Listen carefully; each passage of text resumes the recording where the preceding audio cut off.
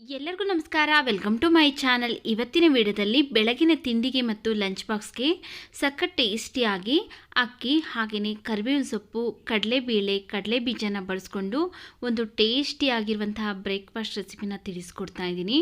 ನೀವು ಸಹ ಈ ವಿಡಿಯೋ ನೋಡಿದ ಮೇಲೆ ಖಂಡಿತ ಟ್ರೈ ಮಾಡಿ ಸ್ನೇಹಿತರೆ.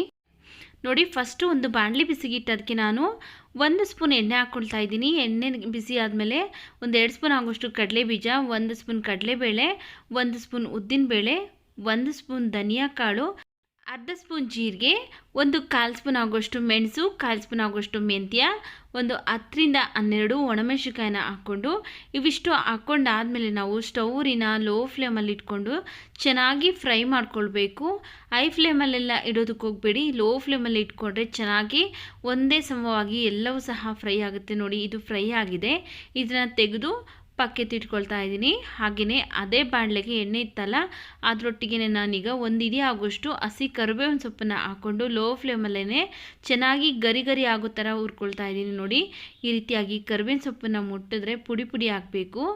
ಆ ರೀತಿಯಾಗಿ ಹುರ್ಕೊಂಡಿದ್ದೀನಿ. ಇದನ್ನು ಸಹ ತೆಗೆದು ಇಟ್ಕೊಳ್ತಾ ಇದ್ದೀನಿ.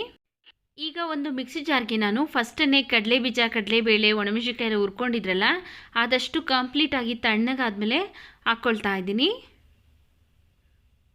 ಈಗ ಇದಕ್ಕೆ ಒಂದು ಸ್ವಲ್ಪ ಹುಣಸೆ ಹಣ್ಣು ಹಾಕ್ಕೊಳ್ತಾ ಇದ್ದೀನಿ ಹುಳಿಗೋಸ್ಕರ. ಹಾಗೆಯೇ ಸ್ವಲ್ಪ ಬೆಲ್ಲ ಹಾಕ್ಕೊಳ್ತಾ ಇದ್ದೀನಿ.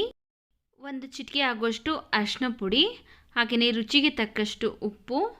ಈಗ ಇವಿಷ್ಟನ್ನು ನಾವು ನೀರೇನು ಸೇರಿಸ್ತೇನೆ ತರಿಯಾಗಿ ಗ್ರೈಂಡ್ ಮಾಡ್ಕೊಂಬರ್ತೀನಿ. ನೋಡಿ, ಈ ರೀತಿಯಾಗಿ ತರಿಯಾಗಿ ಗ್ರೈಂಡ್ ಮಾಡ್ಕೊಂಡಿದ್ದೀನಿ. ಈಗ ಇದಕ್ಕೆ ನಾವು ಫಸ್ಟನ್ನೇ ಹುರಿದಿಟ್ಕೊಂಡಿರುವಂತಹ ಕರಿಬೇವಿನ ಸೊಪ್ಪನ್ನು ಹಾಕ್ಕೊಂಡು ನುಣ್ಣಗೆ ಗ್ರೈಂಡ್ ಮಾಡ್ಕೊಳ್ತೀನಿ.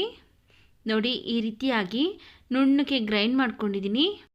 ನೋಡಿ, ಈ ಪೌಡರ್ನ ನಾವು ಬಿಸಿ ಬಿಸಿ ಅನ್ನಕ್ಕೆ ತುಪ್ಪದ ಜೊತೆ ಹಾಕ್ಕೊಂಡು ಹಾಗೇ ತಿನ್ಬೋದು. ಈಗ ಇದನ್ನು ಒಂದು ಬಟ್ಲಿಗೆ ಸೇರಿಸ್ತಾ ಇದ್ದೀನಿ.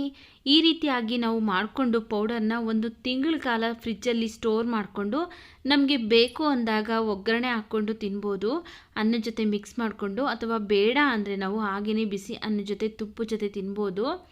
ಈಗ ಒಂದು ಬಾಣಲಿ ಬಿಸಿಗಿಟ್ಟಿದ್ದೀನಿ. ಅದಕ್ಕೆ ನಾನು 2 ಸ್ಪೂನ್ ಆಗೋಷ್ಟು ಎಣ್ಣೆ, ಸ್ವಲ್ಪ ಸಾಸಿವೆ ಹಾಕ್ಕೊಂಡು ಚಟಪಟ ಅಂತ ಸಿಡಿದಾದಮೇಲೆ ಈಗ ಇದಕ್ಕೆ ಸ್ವಲ್ಪ ಕರಿಬೇವಿನ ಸೊಪ್ಪು ಹಾಕ್ಕೊಂಡಿದ್ದೀನಿ. ಹಾಗೆಯೇ 1 ಗಡ್ಡೆ ಬೆಳ್ಳುಳ್ಳಿನ ಜಜ್ಜಿಬಿಟ್ಟು ಹಾಕ್ಕೊಳ್ತಾ ಇದ್ದೀನಿ. ನಿಮಗೆ ಬೆಳ್ಳುಳ್ಳಿ ಬೇಕು ಅನಿಸಿದ್ರೆ ಹಾಕ್ಕೊಳ್ಳಿ, ಬೇಡ ಅಂದರೆ ಖಂಡಿತವಾಗ್ಲೂ ಬೆಳ್ಳುಳ್ಳಿನ ಸ್ಕಿಪ್ ಮಾಡ್ಕೊಳ್ಬೋದು.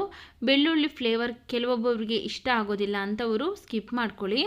ಹಾಗೆಯೇ 2 ಸ್ಪೂನ್ ಆಗೋಷ್ಟು ಕಡಲೆ ಬೀಜ, 1 ಸ್ಪೂನ್ ಕಡಲೆಬೇಳೆ, 1 ಸ್ಪೂನ್ ಉದ್ದಿನಬೇಳೆ ಹಾಕ್ಕೊಂಡು ಇವಿಷ್ಟನ್ನು ಈಗ ನಾನು ಚೆನ್ನಾಗಿ ಫ್ರೈ ಮಾಡ್ಕೊಳ್ತೀನಿ.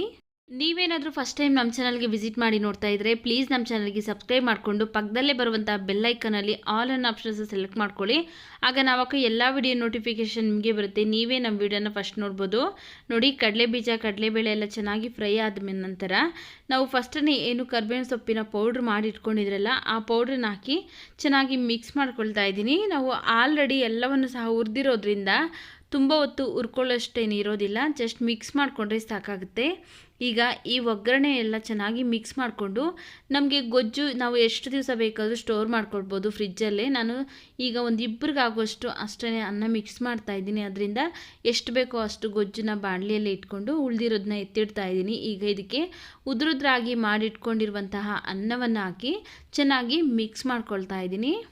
ಯಾವಾಗಲೂ ಒಂದೇ ಥರ ಚಿತ್ರಾನ್ನ, ಪುಳಿಯೋಗರೆ, ಟೊಮೆಟೊ ಗೊಜ್ಜು, ಟೊಮೆಟೊ ಬಾತ್ ಅಂತ ಮಾಡ್ಕೊಂಡು ತಿನ್ನೋ ಬದಲು ಈ ರೀತಿಯಾಗಿ ಮನೇಲಿ ಇರುವಂಥ ಇಂಗ್ರೀಡಿಯೆಂಟ್ಸಿಂದ ಟೇಸ್ಟಿಯಾಗಿ ಮಾಡಿಕೊಟ್ರೆ ಮಕ್ಕಳು ತುಂಬ ಇಷ್ಟಪಟ್ಟು ತಿಂತಾರೆ. ನೋಡಿ, ಈಗ ಚೆನ್ನಾಗಿ ಮಿಕ್ಸ್ ಮಾಡ್ಕೊಂಡಾಗಿದೆ. ಬೆಳಗಿನ ತಿಂಡಿಗೆ ಮತ್ತು ಲಂಚ್ ಬಾಕ್ಸ್ಗೆ ಸರಿ ಹೊಂದುವಂತಹ ಕರಿಬೇವಿನ ಸೊಪ್ಪಿನ ರೈಸ್ ರೆಡಿಯಾಗಿದೆ. ವಿಡಿಯೋ ಇಷ್ಟ ಆಗಿದರೆ ವಿಡಿಯೋಗೊಂದು ಲೈಕ್ ಮಾಡಿ, ಈ ವಿಡಿಯೋವನ್ನು ಶೇರ್ ಮಾಡಿ, ನಮ್ಮ ಚಾನಲ್ಗೆ ಸಬ್ಸ್ಕ್ರೈಬ್ ಮಾಡಿ ಸಪೋರ್ಟ್ ಮಾಡಿ.